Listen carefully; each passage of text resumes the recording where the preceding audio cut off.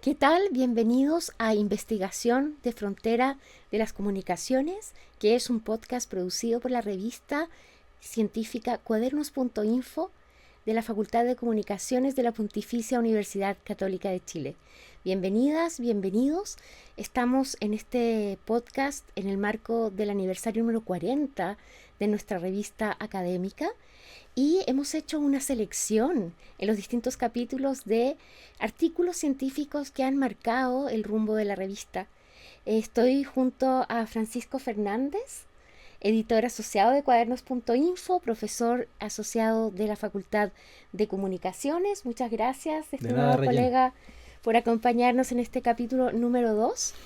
Y también hemos invitado a la autora Michelle Lapierre, que está con nosotros desde el sur de Chile. ¿Qué tal, Michelle? ¿Cómo te va?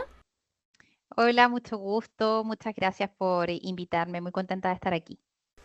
Claro, te hemos invitado, Michelle, pero ya vamos a contar por qué este artículo dio que hablar. Es un artículo que se llama Activismo Digital de Mujeres con Discapacidad en Instagram, análisis de 3 casos en Chile, y Michelle es su autora.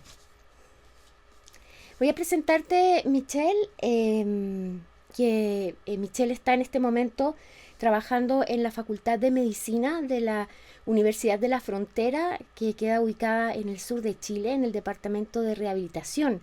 Ella es terapeuta ocupacional de la Universidad de Chile, tiene un doctorado en estudios interculturales de la Universidad Católica de Temuco y es máster en salud pública comunitaria por la Universidad de la Frontera de Chile. Michelle, entonces, además de todo, una persona que está muy sensibilizada a trabajar las cuestiones de la discapacidad, pero también de la comunicación. Y esta era una de las primeras preguntas que, que te queríamos hacer, porque cuando tu artículo fue seleccionado por los revisores, nos pareció muy interesante, luego, ¿cierto? Cuando vimos tu currículum, entender cómo es que habías llegado a este mundo de las redes sociales, de las comunicaciones, y cómo entras a investigar allí este tema. Bueno, la razón por la cual me decidí a trabajar estas temáticas y que también he querido continuar haciéndolo es porque siempre he estado cerca del estudio de los activismos de la discapacidad.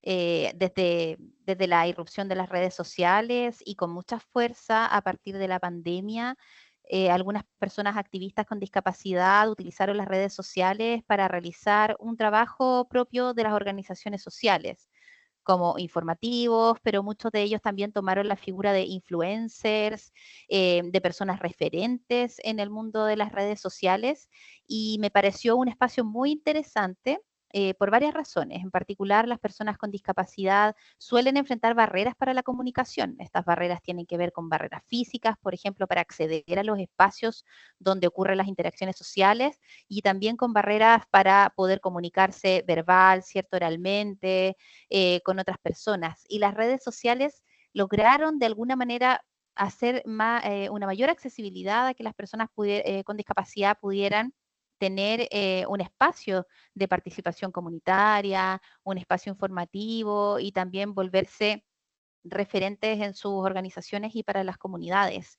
Entonces me pareció que estaba ocurriendo ese fenómeno, lo vi, ¿cierto?, como parte de la academia y también en mi relación con las organizaciones sociales de personas con discapacidad, y me pareció muy interesante poder estudiarlo como un fenómeno social, como una posibilidad también para las personas con discapacidad, y de esa manera logré llegar a la comunicación como un espacio que pudiese también convocar a los investigadores e investigadoras que estamos en este ámbito.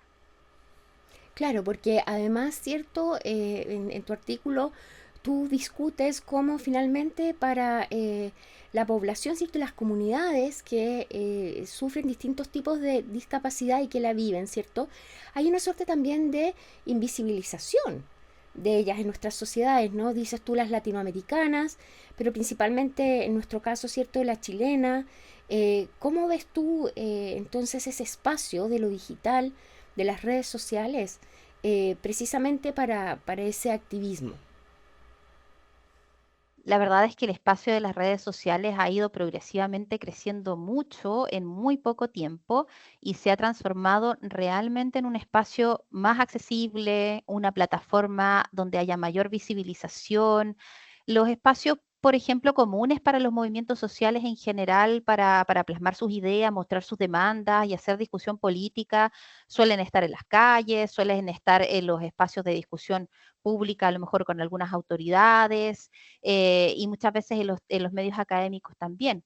Y sucede en este caso que las personas con discapacidad enfrentan esas barreras para poder estar en esos espacios, ¿no? Por lo tanto, las redes sí son hoy un espacio que presenta posibilidades, opciones más accesibles, también menos formales, ¿no? Hay personas con discapacidad que quieren llegar a distinto público, más jóvenes, público que se comunica de una mejor manera a través de las redes sociales.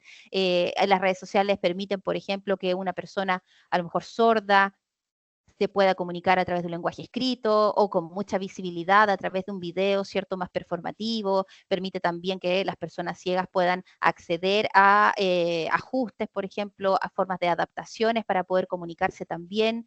Es un espacio, la verdad, muy enriquecedor, en muchos sentidos también bastante democrático, en muchos sentidos tiene la forma de llegar rápido a una masa de personas y la verdad es que el movimiento social de personas con discapacidad en Chile, en América Latina, lo ha aprovechado muchísimo, a mi juicio, de muy buena manera, ya sea como organizaciones, con mensajes, digamos, a través de la organización, o a través de influencers que tienen un mensaje más individual, como las que yo analicé en este artículo, que tienen un mensaje que es más personal y también encuentran ese espacio para poder analizarnos, ¿no? Recuerdo, por ejemplo, una de las mujeres que están en este proceso. Yo para este artículo hice una etnografía digital, pero después con el avance de mi investigación doctoral, yo entrevisté a estas mujeres que están en este artículo y algunas de ellas, que era una de ellas que es autista, me decía, para mí las redes sociales fueron un espacio seguro en el que yo me sentía más segura, por ejemplo, que salir a la calle, que conectarme con otras personas de manera presencial y por lo tanto fue muy importante para mí encontrar ese nicho para poder comunicarme de mejor manera. Ujú. Sí, así es. Estamos junto a Michelle Lapierre en el programa Investigación de Frontera en Comunicaciones, producido por la revista científica Cuadernos.info de la Facultad de Comunicaciones de la Universidad Católica de Chile, conversando precisamente sobre cómo hoy día la discapacidad encuentra un espacio de comunicación, de advocacy, ¿cierto?, de movilización de intereses y de visibilización a través de las redes sociales. Ella es autora precisamente de este artículo que ha sido uno de los seleccionados para estos programas con los cuales celebramos los 40 años de esta revista académica. Estamos también junto a uno de nuestros editores asociados, Francisco Fernández. Sí. Y Francisco, bueno, también cuál fue el potencial que tú le viste a este artículo cuando llega a la revista en estos términos, digamos, pensando también que no era un artículo originalmente nacido de algún investigador en comunicaciones propiamente tal.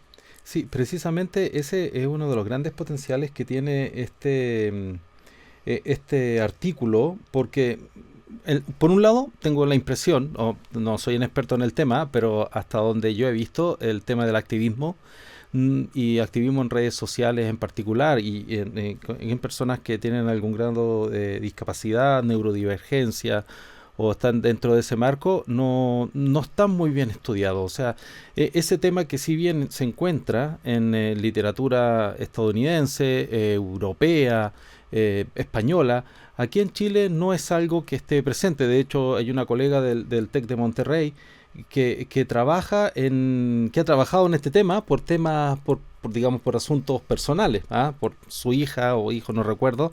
También está en una situación en la que utiliza las redes sociales como como un espacio seguro, como tú dijiste, Michelle, ¿ya? Un espacio seguro en el cual maneja comunicación y de hecho ha creado lo que se llama juegos de rol y participa en ello.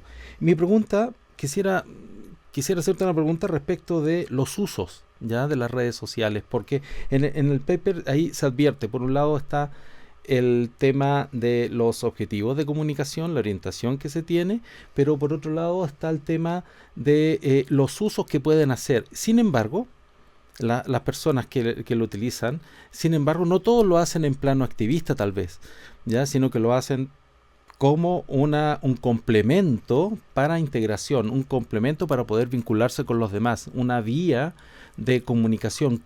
¿Qué problema o qué situaciones te enfrentaste tú o te has enfrentado en tu investigación o a la hora de escribir este paper para poder decidir, ya, cuándo se habla de activismo o cuándo no es activismo, sino que precisamente una especie como de uso que de las redes para poder relacionarse, para poder comunicarse, etcétera?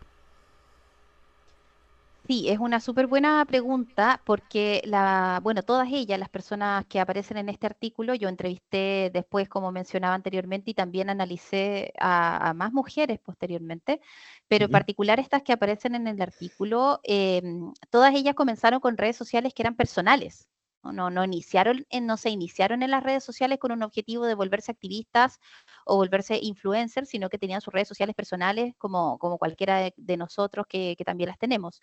Y con el paso del tiempo se dieron cuenta que sus mensajes, porque la mayoría de ellas trabajan en temas relacionados con discapacidad o sus distintos trabajos cruzan temáticas de la discapacidad, se dieron cuenta que sus mensajes empezaron a llegar a otras personas con discapacidad o a la comunidad en general como de una manera informativa. Vieron este potencial ahí también y de hecho cuando tú estudias de una manera como etnográfica, pensando en la etnografía digital, que es la metodología que yo utilicé, cuando tú estudias como la trayectoria de sus publicaciones, te das cuenta cómo justamente se ven, ellas van pasando de los mensajes más personales a los mensajes que buscan tener un eco más como un uso más político, como un uso más informativo o más educativo, dependiendo del momento y de las coyunturas también que van ocurriendo. Entonces, muchas de ellas al entrevistarlas posteriormente, yo les decía, tú te sientes una activista y la verdad es que, bueno, el activismo es una palabra que a veces complica a las mismas personas que la comunidad general considera activistas, ¿no? Porque es una cosa de autorreconocerse también identitaria y algunas consideraban que sí, otras que no, o en distintos momentos, dependiendo de la intención que tenían en su comunicación. Aún así, todas ellas forman parte de lo que denominamos como el movimiento social de personas con discapacidad en Chile y los distintos momentos que ha tenido ese movimiento social también, y por lo tanto, efectivamente, sus mensajes tienen ese potencial para poder llegar a más personas. Yo diría que en cuanto a tu pregunta sobre esas dificultades, cuando analizo sus mensajes y analizaba, digamos, en ese momento sus mensajes, sus posteos, por ejemplo, sus historias Ujú. publicadas, había que diferenciar si aquí hay una intencionalidad, por ejemplo, de poder llegar a más personas, quién es la audiencia, a quién le están dando su mensaje, versus cuando ellas están mostrando algo que es simplemente transmitir lo que están haciendo, ¿cierto? A un público quizás más reducido o un espacio simplemente como de generar un diálogo más íntimo, ¿no? Ujú. Ellas en esas redes sociales también tienen personas íntimas con las que comparten y también la audiencia. Entonces, es parte, digamos, del proceso de la etnografía digital, tratar de identificar esos mensajes, cuál es su intencionalidad. Ujú. Perdona, y pudiste identificar ahí con ellas el momento en el cual se dieron cuenta si hubo un cambio, por ejemplo, en los objetivos de comunicación? Pasaron de una descripción hacia algo que tenía un objetivo más grande, en lugar de contar a un público o contar sus historias ahí a un público indefinido, de repente vieron que esto podía ser eventualmente un input para políticas públicas, para poner el tema, y reservaron la comunicación personal, como tú dices, ya a los comentarios, mensajes directos. Instagram lo permite, por eso pregunto. Sí, sí, la verdad es que yo detecté efectivamente que hubo un momento y que esto ocurrió a partir de dos cosas muy coyunturales en el momento que vivía Chile. Uno Ajá. fue el estallido social, que ocurrió el 18 de octubre del año 2019 y posteriormente la pandemia, ¿no? Que no hay tanta distancia entre una cosa y la otra, solo hay Mm. unos poquitos meses de distancia entre la aparición de la pandemia y el cese un poco de la parte más álgida del estallido social. Eso fue bastante determinante en la transformación también de estas voces activistas, quizás más en un círculo reducido, a una voz activista más macro, porque ellas como personas con discapacidad y como personas que tenían ya una llegada un poco menor a cierto público, comenzaron a transmitir mensajes como quizás muchísimos de nosotros, nosotras lo hicimos en esa época, ¿no? Poniéndonos en una posición, opinando, ¿cierto? Reflexionando sobre la coyuntura que estaba sucediendo, especialmente en relación al estallido social, luego la pandemia, luego la convención Ujú. constitucional, la primera. Todo eso, esa coyuntura, la verdad es que derivó en que ellas fueran muy opinantes, muy reflexivas y sus mensajes empezaron a viralizarse, ¿no? Quizás algunos mensajes que fueron dirigidos a simplemente mostrar su opinión o a tener una descarga de las emociones de ese momento, empezaron a viralizarse y para muchas personas comenzaron a transformarse en mensajes importantes. La verdad es que en general el movimiento social de personas con discapacidad en Chile tuvo un antes y un después a partir del estallido social. El Ujú. movimiento creció mucho, mucho a partir del estallido social, se organizaron como en un volumen mucho mayor, más grande que el que nunca había existido antes, y entonces estas mujeres también fueron parte de ese momento y sus mensajes empezaron a llegar cada vez a una audiencia mayor y cada vez con más fuerza. En ese minuto también muchas de ellas comienzan a cambiar su manera de postear, ¿cierto? Las cosas que reposteaban también, sus espacios que utilizaban en la vida como offline para poder dialogar o dar alguna charla respecto a estas temáticas también se fueron politizando. Entonces, ese momento entre el estallido social, los inicios de la pandemia, los inicios de la Convención Constitucional, fueron súper determinantes desde mi perspectiva para que ellas comenzaran a cambiar su mensaje a una forma más comunicativa a audiencias mayores. Ujú. Y lo dices ahí en el paper, de hecho, porque apuntas a una interpelación, ¿no? Porque lo indicas aquí claramente en una de las categorías, opinión en temas coyunturales. Y en cierta manera, no tanto el estallido, tal vez en términos del fundamento, o sea, la desigualdad, la inequidad, pero en el tema de la discusión constitucional, ¿ya? Y que fue durante el momento del COVID. Y también el COVID en el encierro para las personas en situación de discapacidad o que tienen algún grado de discapacidad, claro, era como también cortar muchas opciones para que se puedan desarrollar. Entonces, el contexto, tengo la impresión que como que interpelaba y obligaba tal vez a las personas a decir, gritar, hablar y expresar, y le preguntaba también la propia sociedad. Puede ser eso, ¿no? Sí, la verdad es que esa época fue un terreno muy fértil para la comunicación de mensajes respecto a demandas, ¿no? A demandas ciudadanas. Fue un espacio, la verdad, muy fructífero también para convocar, para organizarse. Y claro, yo analicé parte del año 2020 y del 2021, por lo tanto, la parte del estallido social, el momento en el que está ahí el 2019 no está en mi corpus de análisis.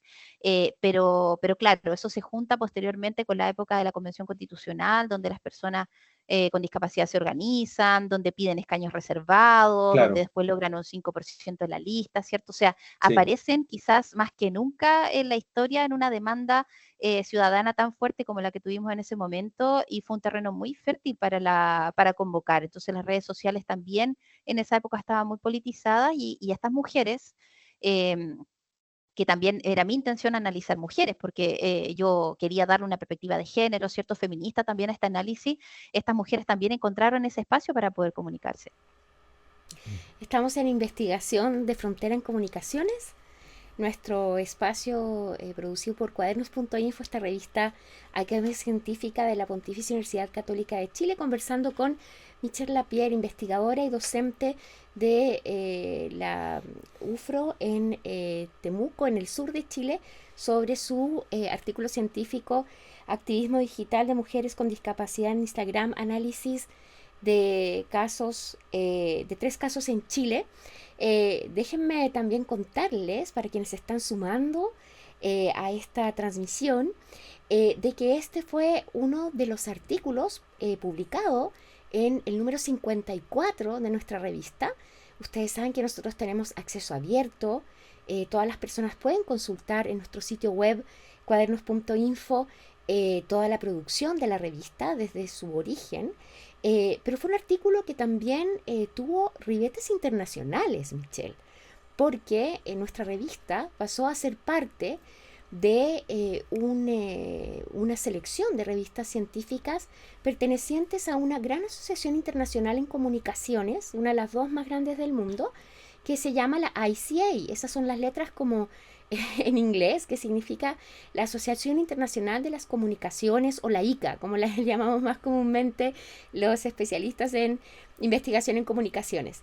Y Michelle, tú fuiste el top paper de nuestra revista en un año en que con las otras revistas afiliadas a esta asociación decidimos que íbamos a hacer una selección desde entonces hacia adelante cada año de los papers que los comités científicos de la revista consideraban con un mayor aporte, con una mayor innovación. Y en el año que tú saliste seleccionada, tuviste la oportunidad, ¿cierto?, de presentar en la ICA de Toronto, si mal no recuerdo, ¿cierto? ¿Cómo fue esa experiencia también, Michelle?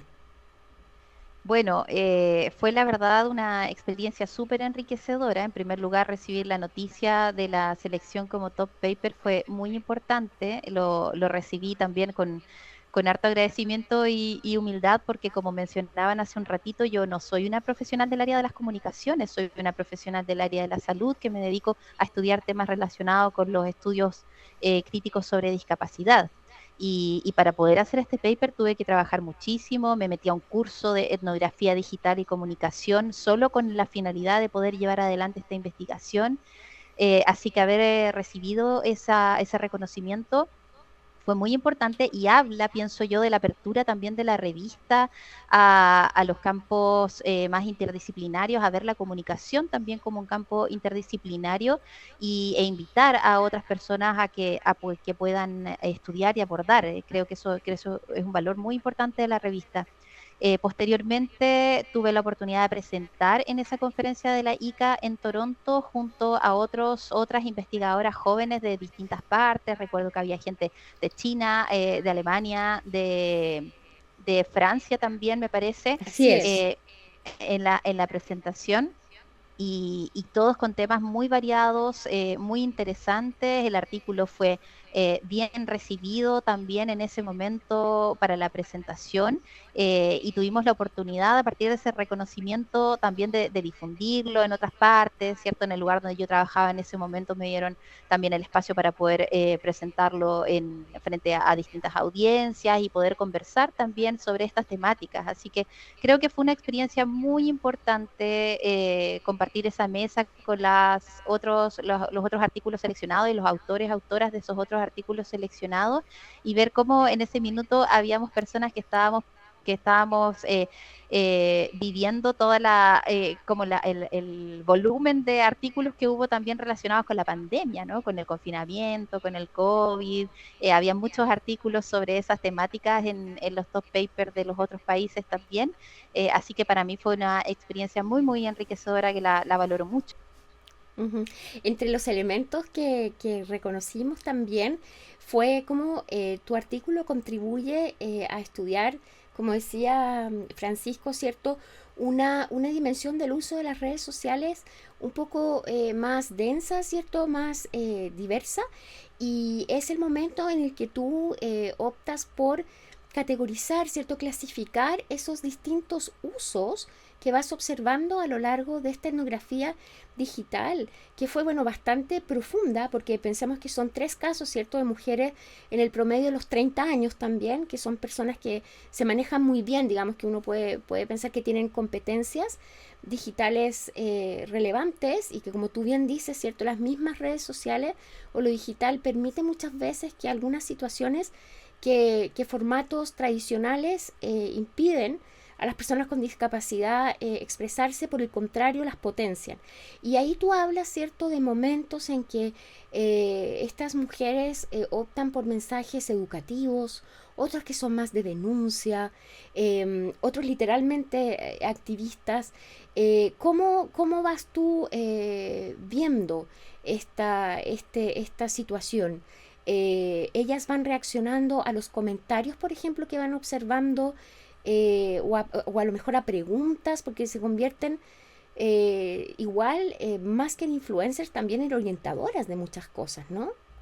Sí, sí, absolutamente. Yo utilicé la metodología de la etnografía digital, que es una metodología que lo que busca es llevar la tradicional etnografía que se utiliza en las ciencias sociales de poder seguir grupos culturales, participar con ellos, de alguna manera hacerse parte y mirar una trayectoria en un tiempo, trasladarlo al campo de las redes sociales.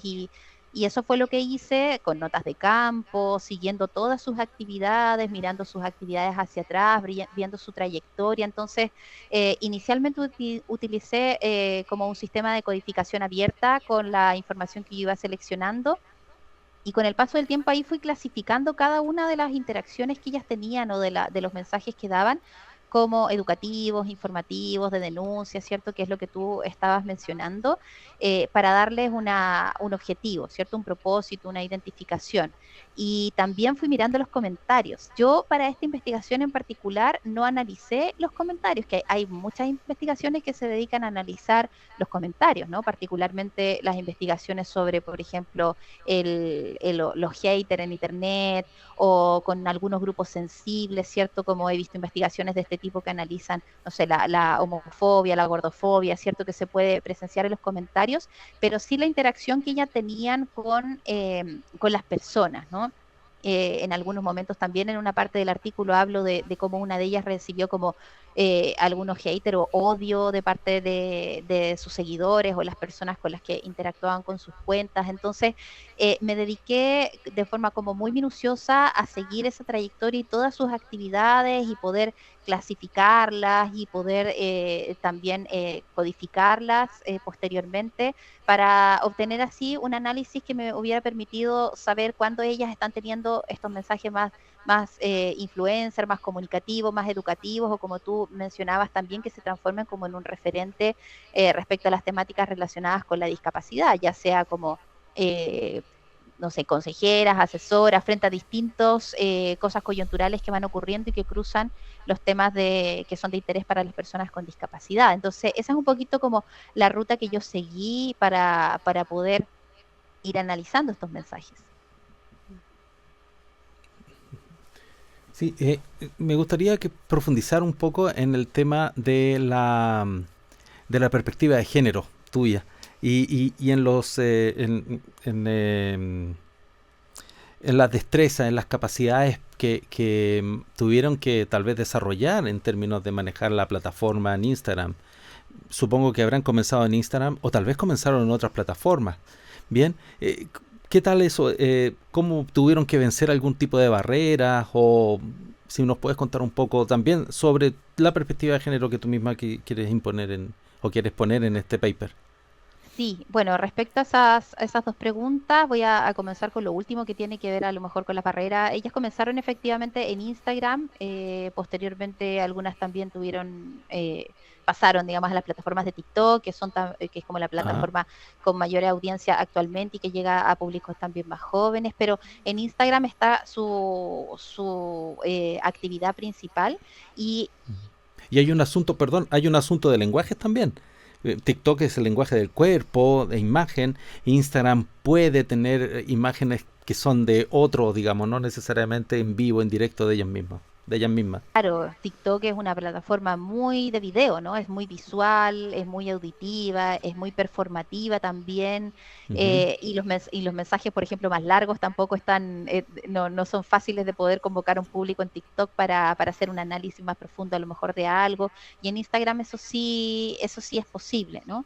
Una cosa interesante que apareció es que ellas, por ejemplo, son sus propias community managers, o sea, Ajá.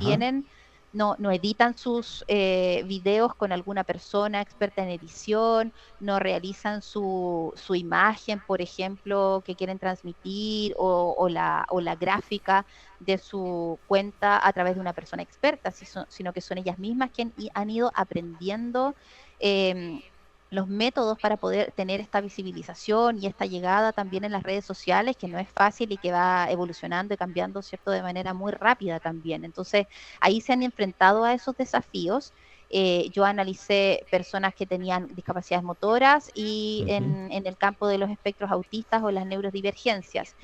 Quizás con personas ciegas a lo mejor habría sido un poco más difícil poder llegar también a todo ese tecnicismo.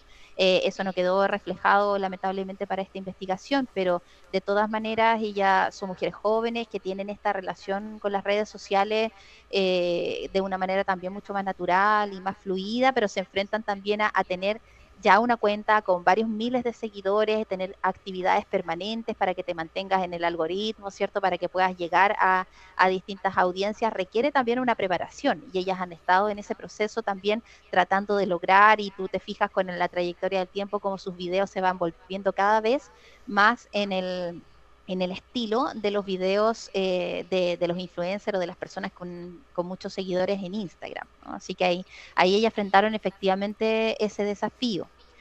Y respecto a la otra pregunta que me hacías, que tenía que ver con el enfoque de género, Claro. para mí era muy, muy importante poder hacer eso. Una de las líneas que cruza mi investigación en discapacidad tiene que ver efectivamente con el género y particularmente resaltar sobre todo el trabajo más de abogacía, ¿cierto? De agencia o político que tienen las mujeres con discapacidad. Las mujeres con discapacidad son más numerosas en Chile y en todo el mundo que los hombres en cuanto a discapacidad, ¿cierto? Existe mayor prevalencia, sin embargo tienen menos educación, tienen niveles educativos, ¿cierto? Menores, tienen menores ingresos, tienen muchas mayores dificultades para enfrentar la discapacidad, muchas más barreras y también en el ámbito político no tienen mucha participación. O sea, los hombres están liderando, por ejemplo, las organizaciones, los hombres están a veces en las discusiones más importantes sobre las demandas de discapacidad y mi intención también con mi investigación es poder tomar la experiencia, la realidad, las prácticas que tienen estas mujeres, visibilizarlas, entenderlas a través del análisis cualitativo como fue el que yo hice y de alguna forma contribuir mínimamente, pero a potenciar la participación de las mujeres en estos espacios. A mí me parece que las redes sociales además logran minimizar esta brecha de género. Es posible que en ella, que en estas redes sociales encuentren las mujeres un espacio más, por ejemplo, para el ámbito privado, ¿cierto? Que pueden hacerlo desde su domicilio, que pueden dar un mensaje que ellas quieren dar sin tener que estar a lo mejor en una interacción permanente. Y eso también nos permite disminuir algunas brechas de género. Por lo tanto, para mí era trascendental que este análisis en particular pudiera darse en mujeres inicialmente, ya que son dentro de la investigación en discapacidad, están siendo menos investigadas que los hombres. Ujú. Qué interesante. Gracias, Michelle. Sí. No, No, no, dale, por favor. no, iba a preguntar sobre el, digamos, una última pregunta sobre esto, digamos, el movimiento. Si notabas tú que eventualmente tal vez hay una participación mayor o una oportunidad mayor de que las mujeres con discapacidad encuentren en las redes sociales lo que no se encuentra en las asociaciones y que las asociaciones a su vez al parecer en políticas públicas están presentes en espacios públicos, en los espacios más tradicionales, pero no sé si estarán, digamos, con un activismo tan presente tal vez como o tan consciente de él como las mujeres en las redes sociales. Ujú. Mira, eh, para el análisis de esta investigación, lo que yo veía también en mi relación con los activismos es que, por ejemplo, las mujeres con discapacidad tienen una relación incluso tensa con los feminismos, ¿no? Ujú. Lo- por lo general, los movimientos sociales están en la calle, están en el ámbito público, ¿cierto? Están afuera dando sus demandas, como mencionaba hace un ratito, y en los feminismos eso también pasa, ¿no? Entonces hay una tensión ahí también con las mujeres con discapacidad que sienten que muchas veces los feminismos en su uso legítimo del espacio público han dejado de lado a las mujeres con discapacidad que están algunas de ellas y prefieren o se sienten obligadas a estar más en el espacio privado. Por lo tanto, Ujú. las redes sociales pueden cumplir ese rol. ¿Ya? En el caso de los hombres históricamente han estado ocupando más los espacios públicos, han estado ocupando más los espacios de poder y estas brechas que pasan en la población general pasan también dentro de la discapacidad. O sea, aunque tanto hombres como mujeres sean personas con discapacidad, estas brechas de género en el uso de los espacios políticos, de poder, ¿cierto? Y públicos también se mantienen. Entonces, de alguna forma, estas tensiones que pueden existir también se han observado y por lo tanto las redes sociales pudieron dar este espacio. Ahora, hoy vemos que efectivamente en la discapacidad hay muchas mujeres, no sé el número si son más, pero digamos instintivamente podría decir que sí, pero muchas mujeres que están ocupando las redes sociales, mujeres con discapacidad, para poder entregar los mensajes respecto a la discapacidad y a otras temáticas también, ¿no? Porque las mujeres con discapacidad no solamente usan sus espacios políticos de poder para hablar sobre discapacidad, también tienen idoneidad, ¿cierto?, para hablar sobre otras temáticas. Entonces, creo que las redes sociales han permitido de alguna manera equilibrar igual esa balanza. Ujú. Uy, súper Sí, interesante eso, Rayena. sí, Ese punto que acaba de decir Michelle.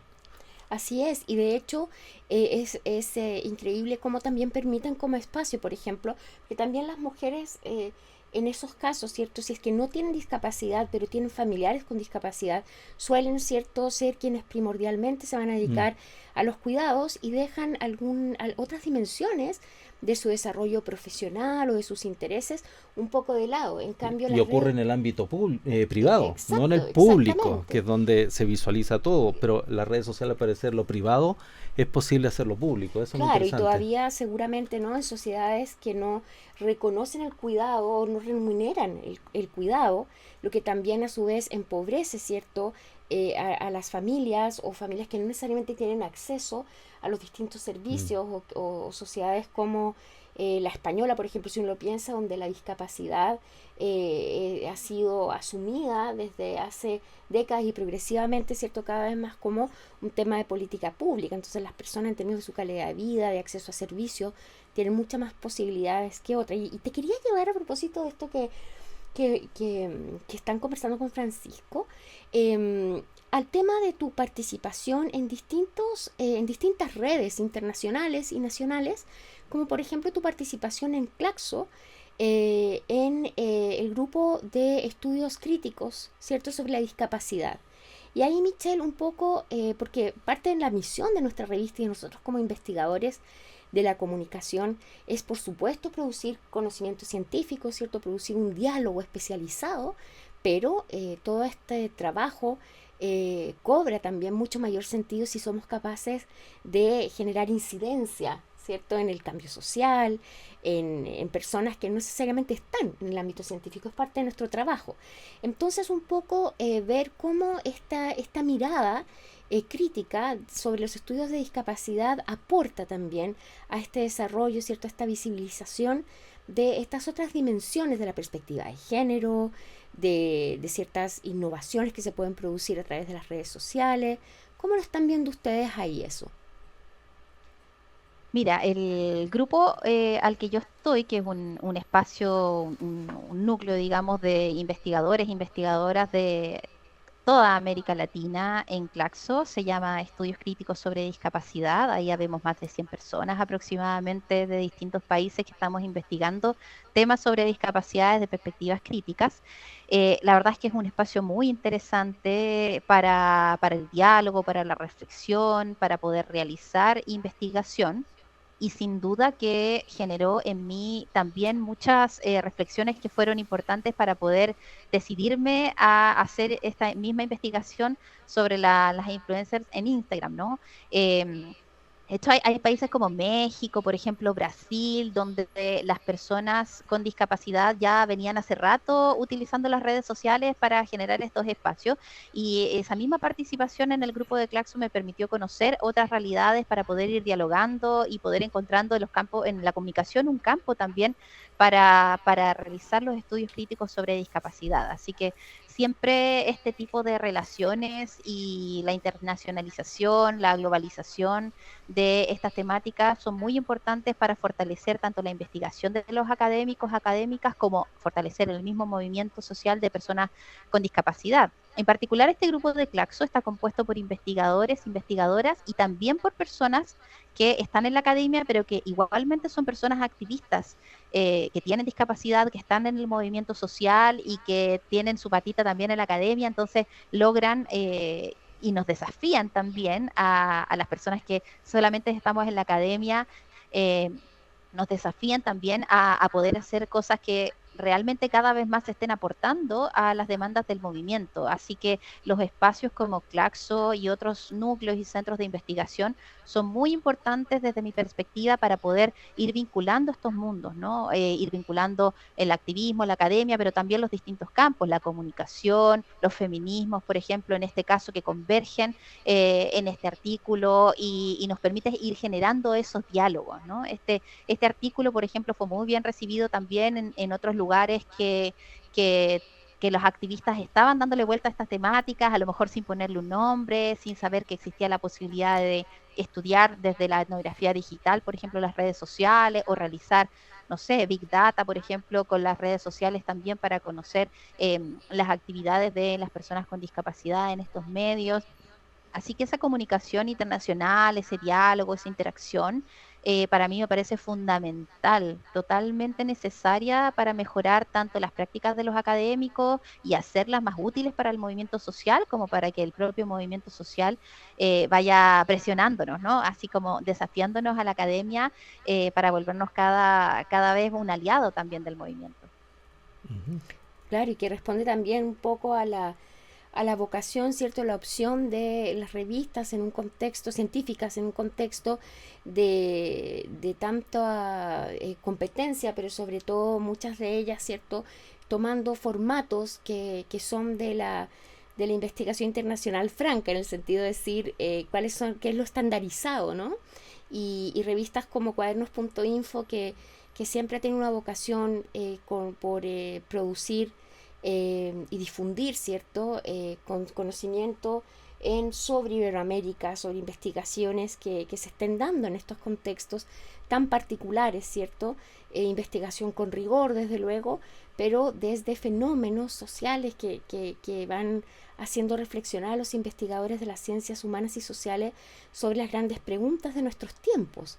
Y eso lo vamos viendo a medida que vamos revisando Ujú. estos 40 años de la revista, ¿cierto? Como hay una suerte de espejo, de interés de muchos investigadores de la comunicación que van viendo cómo en estos últimos 40 años se va proliferando el campo de las comunicaciones, cómo va cambiando la sociedad, cómo se generan nuevas preguntas sobre este tema. Y cómo se va retroalimentando también, porque por un lado se observa un fenómeno, nosotros como investigadores estamos atentos a esto, como tú, Michelle, que observaste esta oportunidad, viste ahí que había una oportunidad de investigar, de profundizar, y lo que estamos haciendo, lo que sí, tú estás haciendo a través de este artículo, nosotros a través de este podcast, es relevar este tema para que esté mucho más presente en la discusión, o sea, relevando aspectos como lo que hemos conversado aquí, como la vida privada, ya es posible de que tenga una cierta consecuencia en determinadas áreas, ya, de interés público, para producir un cambio social, para producir, digamos, un relevamiento de determinadas realidades que están ocultas, como es la discapacidad en mujeres. Bien, y que, bueno, las herramientas no solamente se trata de ser un influencer, sino que también esas herramientas permiten ir relevando, ir posicionando y estableciendo un diálogo también con las instituciones y con las organizaciones que han estado hasta ahora, digamos, funcionando y que mayormente son masculinas, son de hombres y no precisamente de mujeres dominadas o organizadas por hombres. ¿Mm? Claro, y en ese sentido, qué importante lo que tú dices de cómo, porque normalmente nos pasa muchas veces a los autores que uno invierte tanto tiempo, ¿no?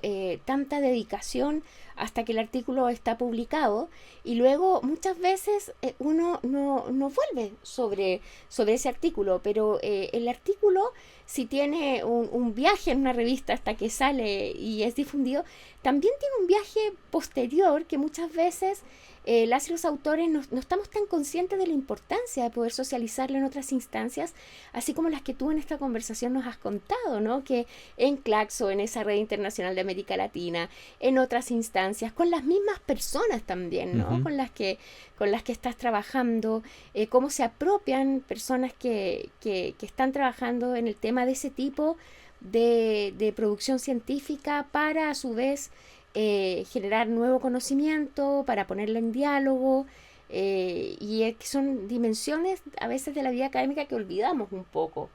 Ujú. de promover. Sí, y me gustaría hacer una pregunta, sé que Por estamos favor. cortos con el tiempo. Michelle, ¿qué es lo que viene en tu investigación? Hablabas, le has hecho seguimiento, hablabas del TikTok, establece, y también apuntaba aquí a esto con la pregunta, porque las estructuras que tienen las redes sociales para poder producir contenido no se pueden manejar, no se pueden modificar, son propietarias de las propias redes, por lo tanto de las plataformas, no se pueden hacer ninguna modificación. Si TikTok digamos, va a priorizar el video, la imagen corta, poco se puede hacer sobre eso. Entonces, ¿qué es lo que se viene respecto de esas plataformas y respecto de la participación de las mujeres con discapacidad en ellas? Sí, bueno, posteriormente a la realización de este artículo y de la parte de mi investigación que aparece en este artículo, yo entrevisté a estas mujeres para tener también su percepción, ¿no? Estas mujeres vieron el artículo terminado, después yo las entrevisté para obtener su percepción también sobre sus propios procesos, cómo ellas lo viven. Creo que también es interesante pensar la investigación en redes sociales desde cómo lo viven las personas, su experiencia subjetiva, y es un trabajo que también hice posteriormente con ellas. Pero me quedó gustando mucho después de esta experiencia la investigación en las redes sociales, en el mundo digital en general y en los activismos. Y he estado también en este último tiempo, ha pasado más o menos un año, un poquito más de un año también de la publicación de este artículo, eh, siguiendo la investigación en este campo. ¿No? Particularmente yo todavía no he entrado como al mundo del TikTok porque personalmente no tengo cuenta y no lo conozco tanto y por eso me he Ujú. dedicado también a entender y conocer más el Instagram. Pero sí creo que es un ámbito muy, muy importante de poder trabajar todas las redes sociales desde lo que significan, ¿cierto? Y sus fenómenos en esos espacios, ¿no? Hay cosas que me interesan mucho poder estudiar, como por ejemplo la interacción que tienen las audiencias, el público con las personas que son los influencers o que están que digamos son estos líderes, estos actores claves en las redes sociales.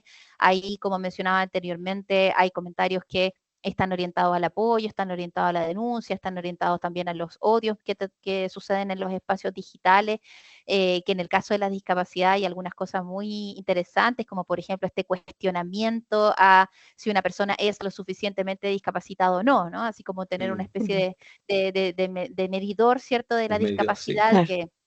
que sucede Jerarquía muy de frecuentemente. discapacidad, de discapacidad. Exacto. Mm. Jerarquía, ¿cierto? Esta relación también a veces tensa entre las personas que están en las organizaciones, pero que son cuidadoras o cuidadores con las personas propias con discapacidad que están también en estos espacios y que tienen distintas maneras de interactuar con las redes sociales y de interactuar con las audiencias. Creo que ahí también hay un espacio de estudio que es muy interesante. Y bueno, yo creo que se abre un espacio muy potente de trabajo, de cómo se están organizando, de cómo se utilizan las redes sociales como un espacio de protesta directamente para también las personas con discapacidad. Así que muchas de esas cosas en este momento están como parte de las actividades que vienen en mi trabajo también dedicado al estudio de las personas con discapacidad.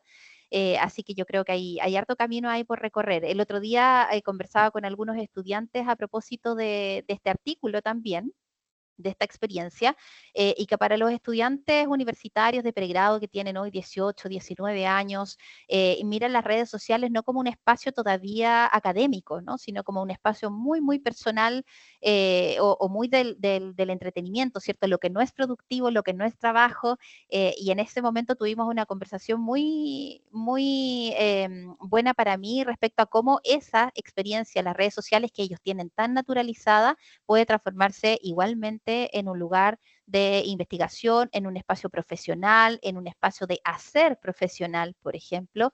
Y creo que eso fue muy enriquecedor tener esa conversación con ellos, con ellas también, para ir diversificando el uso de las redes sociales hacia estos otros espacios. Ujú. Bueno, Michelle, te queremos agradecer. El tiempo ha pasado volando, volando en este espacio de difusión y de aniversario de los 40 años de Cuadernos.info y que se llama Investigación de Frontera desde las comunicaciones. Agradecemos muchísimo a Michelle Lapierre, investigadora de la Universidad de la Frontera, a Francisco Fernández, editor asociado de la revista. Entre medio se me activó el celular, disculpen.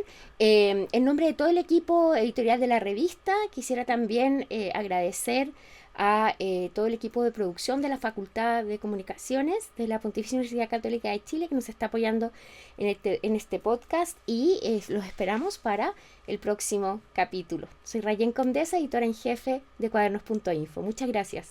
Muchas gracias.